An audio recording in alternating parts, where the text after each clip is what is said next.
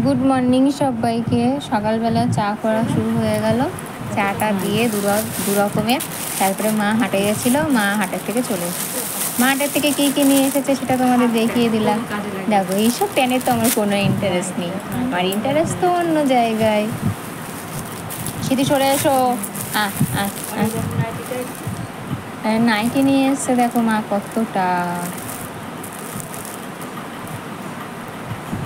কতটা নাইটি নিয়ে এসেছে। নাইটিগুলো সব দেখিয়ে দিলাম। এখন আরও নাইটি আছে, দেখো উপরে লাল নাইটি, ওটা কিন্তু লাল রঙ, কিন্তু ফোনে না পিঙ্ক কালার দেখাচ্ছে, মানে রানী কালার দেখাচ্ছে। এবারে লাল, আবার একটা রানী কালার, মানে ওটা হালকা। আরও আছে দেখো, এত বিভৎস গরম পড়েছে, কবে যে যাবে। এটা একটা বোন ব্লাউজ, কাকিমা একটা বোনের জন্য ব্লাউজ অর্ডার দিয়েছিল, এটা সেই ব্লাউজটা।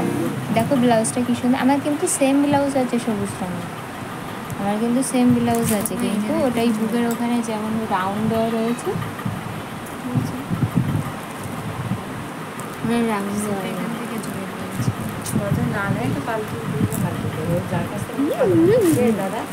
আমি ভয়েস দিচ্ছি আর আমার আমার কাছে এসে বসে রয়েছে, তাই তো। একটু জোরে ডাকো, একটু বলে দাও।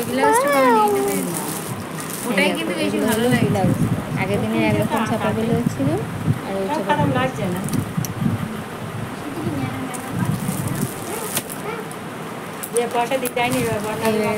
এখানে হলো দেখা লাগলো। এইবার দেখো অনেকটা ছাপা শাড়ি নিয়ে এসছে। আমাদের কিন্তু ছাপা শাড়ি নাইটি, আমাদের কেন, এটা ম্যাক্সিমাম মানুষদের বেশি বিক্রি হয়। ছাপা শাড়িগুলো দেখো, ছাপাগুলো কি সুন্দর। ছাপা শাড়ি মানে স্টিচ তো অবশ্যই দেখা উচিত, কিন্তু ছাপা শাড়ি মানে একটু ডিপ রঙ হয়ে যায়। সবার সেই ডিপ রঙ কেন করা হয়, মানে কাজ টাচ করে, ওখানে ডিপ রঙটা করা হয়। এটা দেখো, কালারটাও ভালো লাগছে, কিন্তু ফোনে বেশি ভালো লাগছে, সামনাসামনি অতটা ভালো লাগছে, পাটটা অতটা ভালো না। সব থেকে বেস্ট হলো এই শাড়িটা।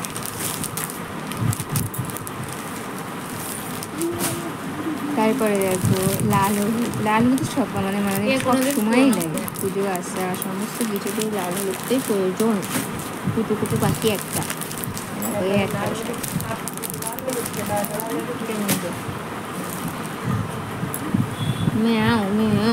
চিকন গাড়ি জামা। আরেকটা বান্ডেল নাইটি ব্যাগে ছিল, এই কালারটা দেখো কি সুন্দর লাগছে। ওই কালারটাই একজন আগে নিয়ে গিয়েছে,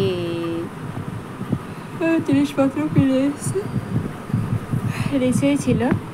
আর এটা কে, এটা তোমার শিল্পী, আমি ভাগ বসিয়ে দিয়েছি। ভাতটা আমাদের করতেই হয় কাঠে, বিশেষ করে দুপুরটা। কদিন গ্যাসে করছিলাম পরপর, কিন্তু চতুর্দিকে এত বাসনকাঠি রয়েছে, সব নিয়ে চলে যাবে, তাই মা চালা করে দিয়েছিল, ছোটো ছোটো করে দিয়েছিল। আমি ওটা দিয়েই ভাত বসালাম, নইলে বেকার হয়ে পচে যাবে জিনিসগুলো।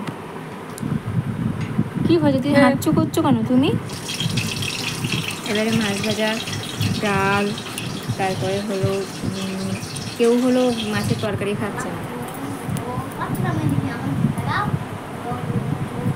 এবারে দেখো বিকেলে সাজগোজ শুরু হয়ে গেছে, হয়েও গিয়েছে সাজগোজ। Ready, I am ready. কি দরকার, এখন সব মাছ খাচ্ছে না একদম,